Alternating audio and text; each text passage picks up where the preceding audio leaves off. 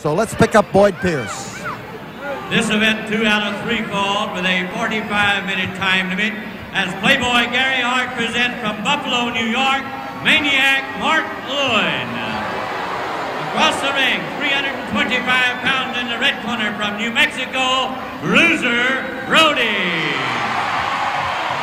Your attention, please. If Bruiser Brody wins this match, then he gets Playboy Gary Hart in the ring. Your referee, Bronco Libby. Well, this is the match in which Gary Hart challenged Bruiser Brody, literally. He said, if you beat the Maniac, he said, I'll be there. He said, but I'm so confident that I'm going to wear my tuxedo down to the ringside. He said, I'll wear the finest tuxedo in my wardrobe just to show you that I know you can't beat Maniac Mark Lewin. And the outcome of this match will determine whether or not Gary Hart will go into the ring with Bruiser Brody with his tuxedo. Because there will not be an intermission between this match if Brody wins it. So we've got 2 out of 3 falls. Maniac Mark Lewin. And no man was ever more aptly named. Gary Hart, the man who pulls the strings on the Maniac, the man who guides him and with whom Lewin consults solely with regard to his actions in the ring or out of the ring. Now, regardless of the outcome of this match, Bruiser Brody will face the world's heavyweight champion Harley Race in the Coliseum 2 weeks from last night. Now, there will be no wrestling at the Sam Houston Coliseum next week. Shrine Circus is at the Sam Houston Coliseum, and we heartily tell you that it's a great show and you ought to see it. But on October the 19th, there will be a superb super wrestling card. And that's one you ought to see too.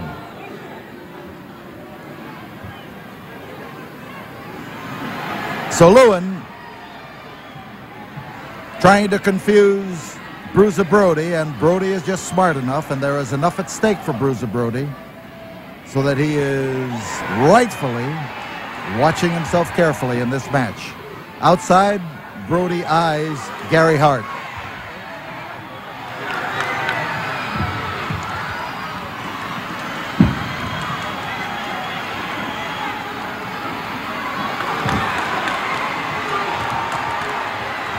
Brody doing the clouding, and now he's got that match opened up, and it was Gary Hart that time who tripped Bruiser Brody as he was getting into the ring and made him a victim to this attack by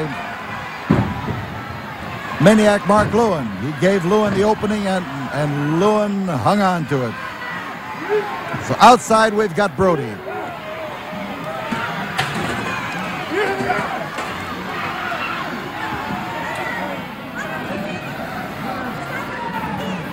Brody now in danger of being walloped into that turnbuckle or the ring post, and he sure caught that one. And Lewin being urged on by Gary Hart.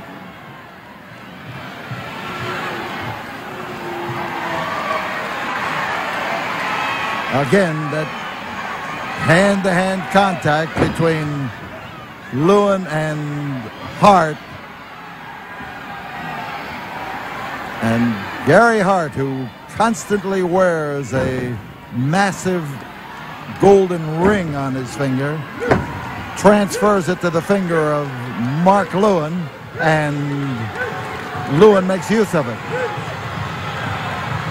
Lewin with that dog-like bark of his, or whatever it is, it's a sound that seems to give him the ability to expend more energy. Now we've got Gary Hart up on the ring apron, and Gary Hart distracting referee Bronco Lubitsch, and Lewin going to work on the face of Brody. Brody, of course, had this match quickly turned around when Gary Hart tripped him as he got into the ring. And he dropped him down to the canvas, and this gave the opportunity to Lewin to get things maneuvering for himself and to put Brody on the defensive. But Brody now starts looking around for a place to swing and finds it. And how he finds it. Brody is one of the most difficult people to handle in the wrestling game. He knows wrestling, but he just loves a two-fisted, four-footed brawl. The ubiquitous Mr. Hart outside with his grip on those fur-lined boots of Frank Brody and giving Brody just something to worry about on the outside. And again, it's Hart doing the pulling, and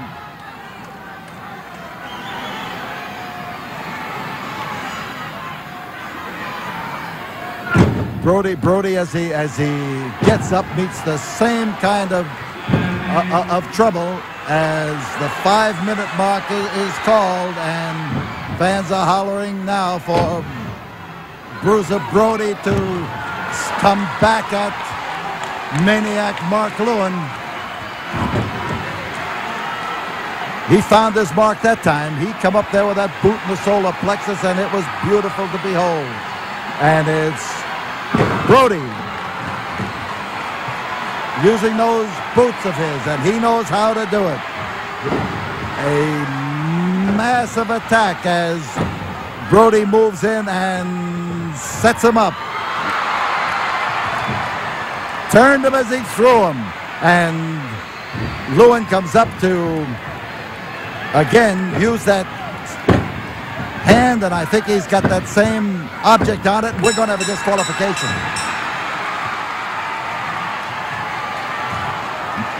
Maniac Martin. Well, here is Gary Hart tempting his luck just a little bit too far as the pair of them start after Bruiser Brody, and they did not win this fall. This fall goes to Bruiser Brody, and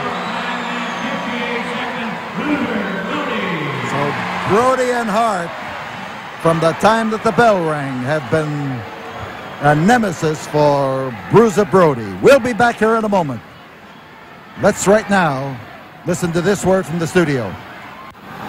Up in the ring, Bruiser Brody down there recovering from the double attack by Gary Hart and by Maniac Mark Lewin.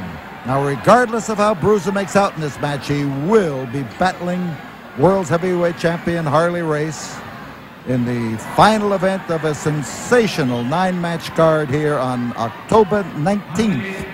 That's in 2 weeks. There will be no wrestling at the Sam Houston Coliseum next week, but our ticket office will be open every day this week, Monday, Tuesday, Wednesday, Thursday, and Friday, and we will be open the following week, Monday, Tuesday, Wednesday, Thursday, and Friday.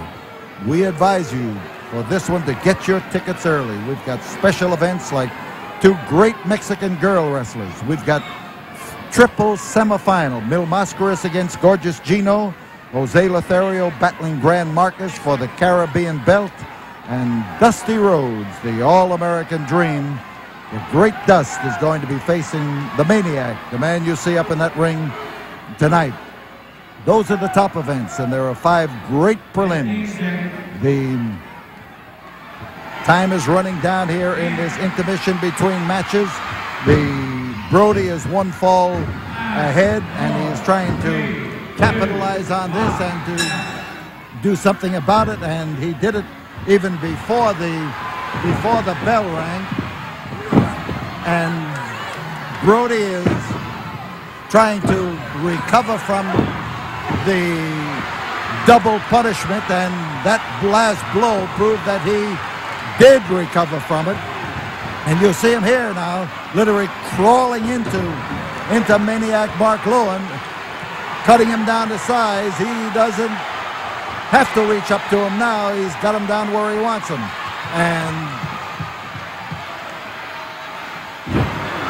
Brody comes crashing down with his 260 pounds to find 270 pounds to find his target. Lewin being set up for, and there is Brody's driving attack with his leg. And he really laid it into Lewin, who was claiming foul. No corroboration from anybody on the foul, and Branko Lubic ignored his claim. And here is Lewin in trouble.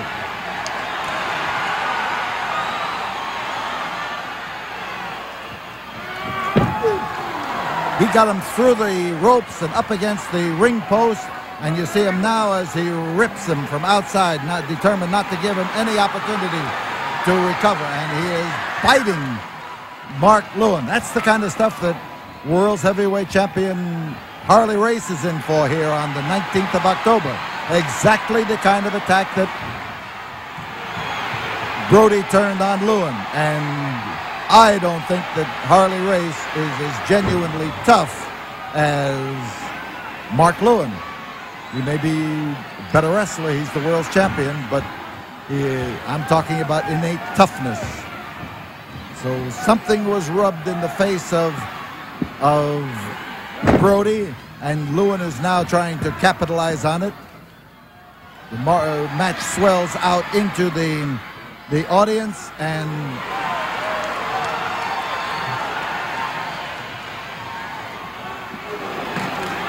there's Mark Lewin being knocked down to into the aisle, and Brody has taken charge of this on the outside, even though it was Lewin who thought that outside the ring would be to his advantage. It isn't, not at this moment. And again, that's two ring posts he has crashed him into. And, well, he just found a rope underneath the ring, and we've got Maniac Mark Lewin being hog-tied in more ways than one.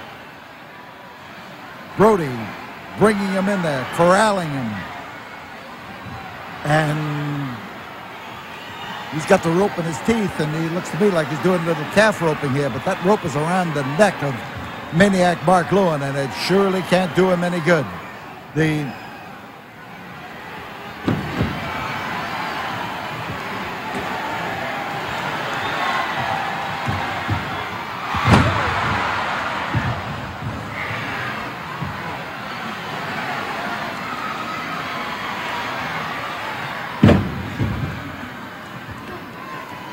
Now with Lewin trying that Singapore sleeper, the one that has worked so well for him in so many of his matches, and fans screaming for Brody to come out of this one and to do something about Lewin. They want to see Brody up against Hart, but they also want to see Brody come out on top in his match with the Maniac. That is, I think, their chief concern. Oh, he drove backwards that time, and Mark Lewin took a tremendous clobber in the back. A headbutt, and it had a double reaction. Maniac Mark Lewin has just again received encouraging help from Gary Hart. He's hiding that right hand where some of that help is located.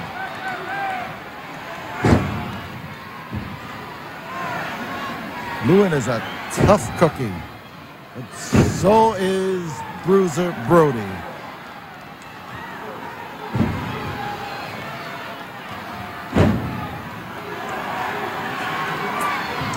Brody now caught in that corner, and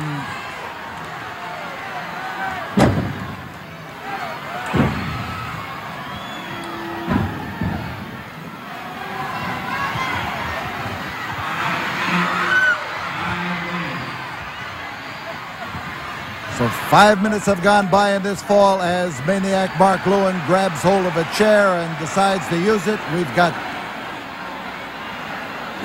well, that didn't do Branko Lubic any good, and this isn't going to do the Maniac any good either. Here comes Bruiser Brody looking for an opportunity to land with his weight on here, and here the chair hit Lewin. The chair hit Lewin as Brody dove into it, and there it is. This means Gary Hart is going to have to come into the ring. A tremendous uproar from this crowd here as Maniac Mark Lewin was struck with a chair that he was planning on using. Bruiser Brody wins in 2 straight falls, 1 on a disqualification, and Lewin is the loser, and so is Gary Hart, because Hart is going to find Bruiser Brody ready to take after him, and Hart is claiming the use of the chair was illegal. The chair was in the hands of Maniac Mark Lewin, and all that really happened was that Bruiser Brody dove into it, and we've got Bruiser Brody taking Hart into his own hands.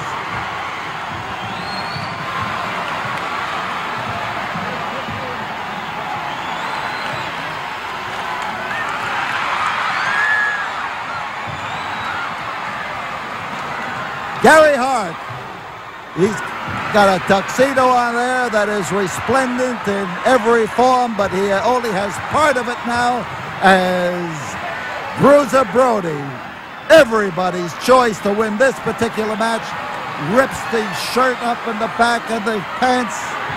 Now he's got the coat half off and the shirt more than half off, and the ruffles are going in all directions as Brody comes round to try to cut Gary Hart down to size, and he's going after the rest of the coat. Gary Hart in trouble as Brody comes after him, and Brody goes after his pants.